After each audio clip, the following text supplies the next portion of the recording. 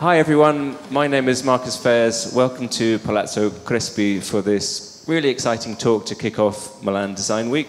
The title of the talk is Design in the Age of Instagram, and we're here to celebrate the launch of Instagram's new dedicated design account at Dezeen. It's amazing how they managed to get hold of that. We know some people. We've got a fantastic panel. I'm going to get them to all briefly introduce themselves to you. So I'm Michelle Ogundahin. Hello, nice to see you all. I trained as an architect, moved into magazines as my passion, probably best known for having been editor-in-chief of Elle Decoration UK for the last eons and eons. But left that position last year and now embracing the heady space of freedom to do more TV, writing and consulting. Hi everyone, I'm Yves Behar. I'm the founder of Fuse Project, the design agency in San Francisco. I also co-founded August, Canopy Space, and a few other things. Hi everyone, I'm Martina Mondadori. I am a Milanese based in London. I'm the founder of Cabana magazine, which started 4 years ago. And I am obsessive with Instagram, both mine and my personal one, and the Cabana magazine account. So thank you, Instagram, for having me here, and I pass it on to you. Hey everybody, my name's Ian Spalter. I run the design team at Instagram. I've been there about 3 years or so. Thank you all for coming, and thank you to our lovely panelists for being here as well to help us launch the @Design account. Great, and the @Design account is now live, so you should all follow that. So we asked all of the panel to send us 5 images from their own Instagram accounts as a way of kicking off the talk to explain how they use Instagram, why they use Instagram, and what it means to them. So I'm going to kick off. So I use Instagram, probably like many people, as like my visual scrapbook of my life. This was a picture I took in Shanghai a couple of weeks ago of a huge pile of bike shares just trashed in the street. I'm an obsessive Instagrammer, but I really like taking pictures of people as well, partly because it's hard to take a good portrait, and partly because it kind of creates a really sort of nice, tense, intimate moment with someone when you say, "Can I take a picture of you?" I did an interview with Philippe Stark a couple of years ago in Milan, and he was talking about how social media was destroying design and destroying people's privacy. And I said, "Oh, can I take a picture of you for my social media?" And he went, "But why not?" And then he kind of faked this no photos kind of thing. And then the third one, if anyone's been to the BA Lounge at Heathrow Terminal 5, there's a Moy horse lamp by front. Such a lonely little thing. That's the top left image at the top of the escalator. And I always sort of felt really sorry for this horse. And I finally got round to taking a picture and sticking it on Instagram. And then I got to my hotel, which is the picture below that, and the horse was there again. And it was like started to get a bit weird. And then the big picture in the middle is like we were doing a talk with Moy, and the horse was outside the hotel as well. And the horse became this meme. And what turned out that because we were doing a talk with Moy in Stockholm, they'd seen this and they thought, let's have some fun with Marcus. And they literally were carrying the horse around the city. And then a friend of mine, Dan Rosegaard, the designer, then sent me a horse. So I've got a bit of a horse thing going on. Instagram is the most vibrant and shared platform for Dezeen. We have almost 1.5 million followers now. This was our most liked picture ever, had about 40,000 likes. And then video is like a really huge platform for Instagram. And I think this has been viewed 200,000 times now. This is the Thomas Heatherwick and Foster & Partners project in Shanghai. So yeah, that's how I use Instagram and how Dezeen uses Instagram. My feed follows what I call this kind of colorscape series. So each color fades into the next one. And then, so this is 9 separate posts. And then, if you like, the 10th image is the kind of conclusion of it. This is one I did because, as I said, I left Elle Deco last year, so that top center image is my last ever issue. So there was a color thing going on at the time, and this was a little summary of it. And what's fascinating for me is the green and blues and pinks. People love those more than any other color. Really, Instagram for me is an intimate medium. So it's there's not a big conceptual thread through it outside of the things I love. So the people I love, in this case. This one, there's such incredible visual moments that happen when you're in the elements, whether it's the ocean or the snow. And of course, the work I love to do has to be up there once in a while. And that's the Movado watch. and the process. And I think that's what happened when you were able to put more than one picture up on Instagram. Now we can put 10 over stories, is that we're able to show a lot more of the process.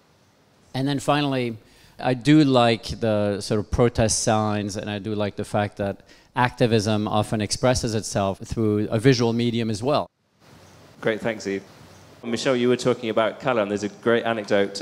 Jessica, our architecture editor, did an interview with John Pawson about his new book, which is a book of his photographs. He's a great photographer, and he has a huge Instagram following. And apparently the anecdote that came out of the interview was that he sat down with his publisher, and they said, John, we think you should do a book about colour. And he said, oh, no, I'm a minimalist. I don't do colour. And they were like, have you seen your Instagram? And he went to his Instagram and he realized that he does actually have a love of color. So the platform revealed a new kind of interest that he wasn't even aware of himself. And so the book is like a rainbow from start to finish. I think it does work like that in this kind of sort of subconscious platform that sort of just, you're curating what's going on in your head, whether you realize it or not. I like to say we all become editors of our own feed, and that's where you really translate whatever inspires you, what you like to surround yourself with. So this, for example, is a beautiful room that is being published on the 9th issue of the magazine. Italy has regained popularity thanks to Instagram, I must say this. I think any room in any Italian palazzo in any city, any corner of an Italian city is perfectly Instagrammable. Then this is a previous cover of Cabana. So every issue has covers made with fabric, proper real fabric. Now this instead is from my personal account. This was when I had my little baby, who was now 18 months. And I decided to announce it on Instagram with a pair of beautiful velvet embroidered slippers from Uzbekistan. I don't know if when I conceive these collections, if the inspiration comes from a piece of fabric I've seen at a flea market, or if it actually comes from Instagram per se. So this is the way I think we express our sort of interaction and engagement with Instagram, and now onwards with @Dezeen. Thank you. Martina, did you say that you think Italy has regained popularity because of Instagram? Yes, I do think so. Wow, Ian, so you've rehabilitated an entire nation on your platform. The way I use Instagram is pretty personal. So I have a private account that I just post things about my life. So this is actually a shot of me on an island in Japan called Yakushima, which is a small island, but it was inspiration for Princess Mononoke. The main thing I actually share is usually pictures of my kids. So I have 4 children, and they end up getting the most likes anyway. And then I use Instagram for a lot of inspiration. So whether it's looking at wacky objects that people create that are like examples of kind of warm, fun technology. This is, I think the account's called Love Holton. It's in, I think they're Swedish. And they make a lot of kind of analog, basically toys. This is a synthesizer that comes in a wooden box. Another example, this is actually an Airbnb project. They created a house in Japan as well, in an area called Yoshino. It's known for its cedar. And so they created a house that's made from the cedar, and it has this wonderful, real warmth to it. And then lately there's been a big movement around Afrofuturism. And so this is a photographer and director named Osborne Masharia. And he does lots of really interesting narratives, like creates these characters and does these photo shoots all around this Afrofuturistic point of view on the world. So Ian, tell us about @Dezeen then. So you're obviously a designer and you work at Instagram, but why has Instagram now gone and launched this dedicated platform about design? I consider Instagram to be a very design-led company, and that's not very common with tech companies. And I believe that is definitely true of Instagram. Has always been true, and that's credit to both the founders of Instagram and then all the wonderful people that work there today. We don't really have a place to really talk about why design is important to us and to exhibit the things that inspire us. And at the same time, we know that there is a rich community of designers on Instagram, but they're kind of in these different silos. And so I wanted to create a space where there's a lot more kind of cross-sharing that could happen. And so the hope with @Dezeen is for it to be a place where we can exhibit great design work happening across all design disciplines, as well as, to Yu's point earlier, start to talk about a little bit more of the process, particularly that the Instagram design team takes on when we take on new product challenges, as well as is talking about the process from other design disciplines so that people can kind of learn from each other and get inspired by how we all work. So it's overseen by the actual design team on Instagram, and so we'll be going through and finding up-and-coming designers on Instagram, as well as reaching out to more established design practitioners, and just continuing to roll out more content throughout the year.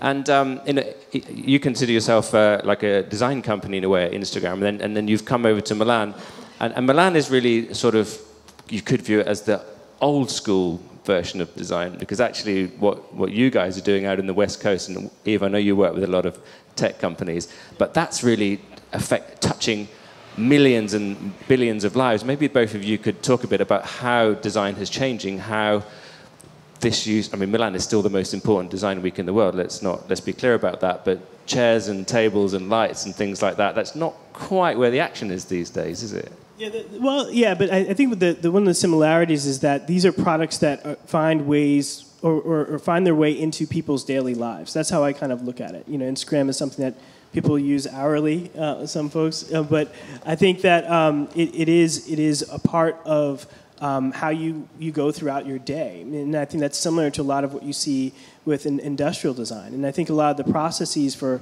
kind of solving problems, but having a point of view on that problem, processes such as whether it's sketching, prototyping, there's a lot of things that overlap.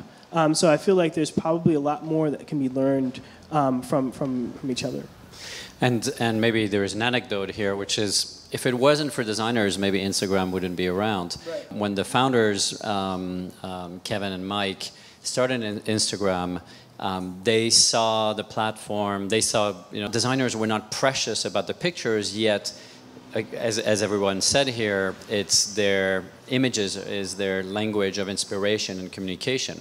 Whereas, for example, you would think photographers would be first takers of Instagram, but photographers are very precious about their images, about the format, about DSLR. And so, in some ways, I wouldn't diminish the role of designers either as creators of everything, including chairs and tables and lamps, but also technologies that we're using every day and that are part of our lives. But also, designers are the first takers often of what becomes the most successful platform. And I think in this case, for Instagram, that's very true. I wanted to pick up on, you mentioned before that you use it to show process, and I think that's a really key part, that whatever you're designing, Instagram allows any designer, whether it's for tech or chairs, tables, an insight into how they got there. And I mean, certainly for me, one of the fascinations is like, kind of at first when I thought, well, Instagram, is it designed? But you're going to give us, I hope, an insight into your design process, how it becomes a reality, how you change things. Yeah, people are usually pretty surprised about how many designers there are behind Instagram. At this point, I think we have at least 60 people working on Instagram, and it ranges from researchers to people working in 3D to people doing the UI work, and people that's just invisible to people, which is a good thing. You don't want people to understand that, but for those who are curious about it, I think it's something that we can do a better job of revealing a bit. Yeah, no, and also back to Milan Design Week, I do think, yes, it is old school in a way. But the one striking thing about Milan Week to me, also as a Milanese, is it really feels like a community coming together, like one big family. And I think that's also one key thing about, Instagram. You create communities, you talk to, the people following you have your same interests, or you share with them, whether you know them or not. I'm sure if you search by hashtag, like Milan Design Week, it really comes out, all the posts, everything, like one big community. So it's interesting though that you say you have 60 people in the design team at Instagram. More, you know, it's More. going all the time. And that's interesting, though, because you don't call them engineers then. So you actually call them designers and you consider what they do to be... Right. I mean, engineering is a key partner. And I think actually, you know, that actually is one of the reasons why I can say that we are a design-led company, is because our engineering team is also very invested in the quality and the craft, you know, of actually putting out really good product, good software product. And without that partnership, we wouldn't, you know, we would just be making pretty pictures, right? So I think that our design team works closely with the engineers, and we do a lot of our own prototyping, but without that kind of overall thread of being about that quality of work, I don't think we can consider ourselves a design-focused company. Well, I think the design community can feel quite proud, because obviously Apple is a design-led company. Instagram sounds like a design-led company, and then of course Airbnb is founded by designers. So Eva, is design winning the argument out in the West Coast? Oh, it's won the argument already. I mean, the companies you mentioned are the ones that have, you know, YouTube was started by designers, and then in the more recent era, you know, Airbnb. I mean, Uber in some ways is really about the design and the experience as well. And so, you know, technology tends to be like for me, it's a material. If you're looking at fabrics, and someone else is looking at wood and metals. For me, technology is just another material. You know, you can shape it, you can cut it, you can assemble it in the way that you have the right function.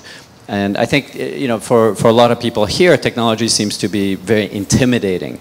It's a material that seems to be inaccessible. But in the Bay Area, in San Francisco, in Silicon Valley, technology is just a material out of which you create something that hopefully will be valuable in people's everyday lives.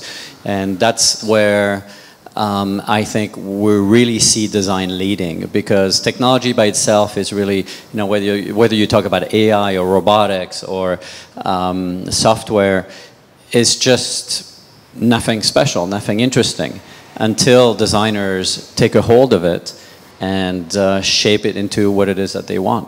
I was actually thinking again about something you said, that it strikes me, I find it very curious when we say that design is going in a new direction, because I think for me, at its fundamentals, the process of design has never changed. It's about trying to make the world better. So I love this idea that technology is just a new material, that designers today maybe have more things at their disposal, but the purpose of it, to me, is timeless. And in terms of mixing personal, professional, I think that's that thing I was saying before, that it's a kind of becomes a visual, subconscious mirror image of the people yourself, the people you like, the people that you follow. And I love this idea that you can fall sort of down the rabbit hole of Instagram and sort of start following one image that you love, which leads you to someone else, and then you see who likes that one and you follow them, and this kind of opens up new worlds.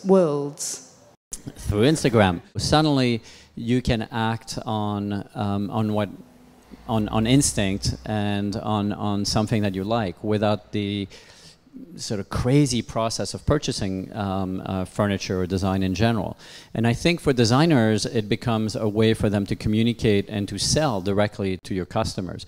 So when you look, there's a very interesting phenomena, which is the booming of micro brands, brands that you haven't even heard of. But if you connect to 1,000 people, if you connect to 10,000 people with a product or an idea that you can sell, you have a marketplace.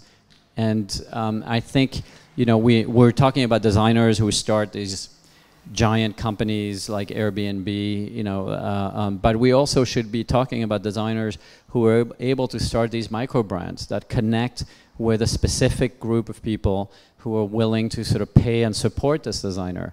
And I think we need to find these alternative ways, whether it's through startups or through selling directly. Instagram is one of the platforms. I think this could be real progress for us as designers. Yeah, I think you're right. Instagram helped breaking barriers for any startup, especially if it's within the visual world. And I totally agree with you, Yves. The instinct element when you interact with Instagram as a follower or as sort of managing your account is fundamental, because you react straight away to that image. And there's a lot of emotional process related to that, which does help, I think, drive sales for anyone selling something, because ultimately we are attracted to something, you know, immediately and emotionally as well. So. And maybe you could talk a little bit about that ability to purchase directly through Instagram. Is that going to become a big part of the way the platform emerges? It's an area that we're focused on. It's one new area that we're experimenting with and seeing what works there. I think what we know is that Instagram is a great place to kind of learn about products in the context. You know, right? It's like it's a lifestyle. You see how it fits in as opposed to just a catalog. And it's nice that it's like in the flow of all the other things that you're kind of interested in. So it is an area that we're continuing to develop in, but you know, we'll see. I think I'd love to see it become a venue for small businesses to become more successful. I think that'd be a great opportunity. And Martina, you were saying that to a large extent, your business, your magazine, exists on Instagram. You have a print version as well. But tell us about how important that is as a platform for your business. Yeah, so, you know, as I said, the magazine comes out twice a year. It's a very sophisticated object with a great readership. But we have, our print run is 90,000. Our followers on Instagram are 127 and counting thousand. So, you know, already that means that our daily interaction on the Cabana Magazine Instagram has a bigger sort of following than the magazine per se. And also, when we decided to expand the business into sort of a shoppable experience, producing a range of tabletop from plates, ceramics, glassware, that would reflect the mood of the magazine. So pattern, color, sort of having fun at the table. I think there's something really interesting in that idea of like any brand or person's digital footprint as well. Because I remember when I worked with the V&A that they had their metric for how many people physically walk through the doors, but then how many people actually experience the museum vicariously through digital platforms was something like 10,000, 100,000-fold. And I think, as you say, the number of people that only will experience your magazine through the digital portals, and then, or any brand, or even a person. I know that young people today, you often say to them, like, any new employer will look you up online first. So who do you want to be? Because you need to sort of start curating that. And I just hope we don't lose authenticity in that process, though. I think it's time to move to see if we've got any questions. We're doing this in super old school style. So Emily's going to hand me a piece of paper with questions from the Instagram account written on it. Will technology eclipse handmade design? Because actually one of the themes of the talk was going to be craft, wasn't it? Well, I think when I talk about craft, it's usually more about how we actually make the thing that people use called Instagram. You know, and it's funny, when you think about craft, it's usually about these physical products. And it's not often the topic that, when you're talking about well-crafted software, but it is a topic that we talk about. It's a really important part of what we do. Yeah, I think fundamentally there is a misunderstanding from people who don't really see or don't really understand technology. A well-crafted piece of software or hardware is exactly the same thing as a well-crafted joinery. And so once you understand that, you realize that craft really lives across all these different mediums. I mean, the technology has really made the handmade visible. These people were artisans working in small kind of ateliers, and I think now they can be global instantly. At Cabana and myself, we use Instagram also as a talent scout for artisans. And in this sense, and back to the question of sort of people with small following, I do think that, for example, also the feature of following hashtags helps tremendously, because, you know, whether you're interested in glassware, whether you're interested in, I don't know, tables or ceramics, as I am, you know, then feeds of people with various, you know, low following come up in your on your account on your homepage, and that's how you're able, in a much quicker way, to follow people you like and discover new talents. I should mention, by the way, that Dezeen has been running a hashtag called Milanogram 2018 this year, which actually is very useful for us for finding new talent and promoting people. No, I agree. Like it is when we are when Instagram is at its best, it becomes this place where we can stitch the dots together around stuff that may not, you know, be top of mind for major media outlets, and you can find these niches, and more importantly, those folks that are creating that type of work can find each other. Maybe we should wrap up the conversation. Thank you also very Thank you. much for being on the Thank panel. you all for coming. Thank you very much, everyone.